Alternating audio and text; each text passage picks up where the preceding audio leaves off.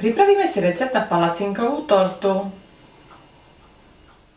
Budeme potrebovať palacinky, kyslú smotanu, práškový cukor, vanilkový cukor a mleté orechy. Môžeme sa pustiť do práce. Palacinky sme si pripravili z klasického palacinkového cesta z múky, mlieka, vajec, trošku soli, trošku cukru. Klasické palacinkové cesto. Pripravili sme si ich možno aj deň dopredu, aby boli studené, nepotrebujeme ich mať teplé.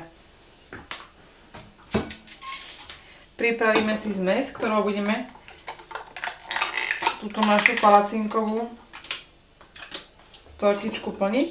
Takže kyslú smotanu budeme potrebovať. Kyslú smotanu si zmiešame s vanilkovým cukrom pre takú dobrú arómu.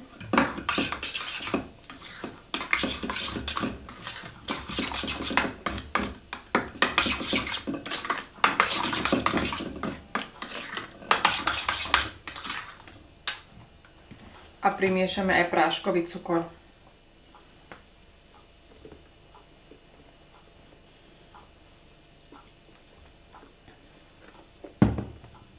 Je to na každom, ako má rád sladké každý. Niekto má rád viac, niekto menej. Takže treba si to prispôsobiť podľa seba. Ale keďže orechy nesladíme, takže tá smotana môže byť kľudne trošilinku sladšia. No a teraz sa môžeme pustiť do samotného plnenia palacinkovej torty. Na každú palacinku si dáme smotanu, ktorú si poriadne rozotrieme.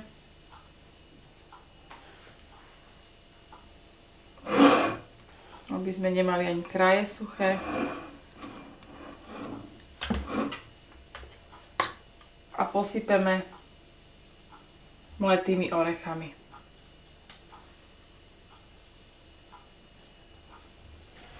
A takto budeme pokračovať, kým nemáme minuté všetky suroviny a neurobí sa nám z toho palacinková torta.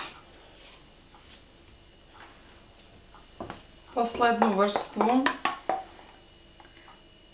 urobíme len so smotanou a posypeme orechami. Pekne si všetko zahladíme.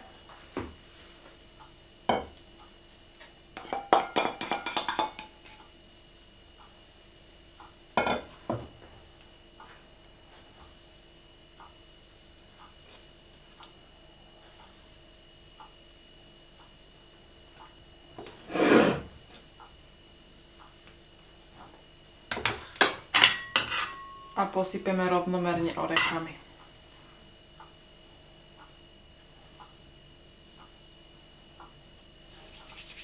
No a takto pripravenú tortičku dáme zachladiť do chladničky, najlepšie cez noc, aby sa nám chute pekne zmiešali, smotana nám pekne zatuhne a môžeme podávať. Dobrú chuť!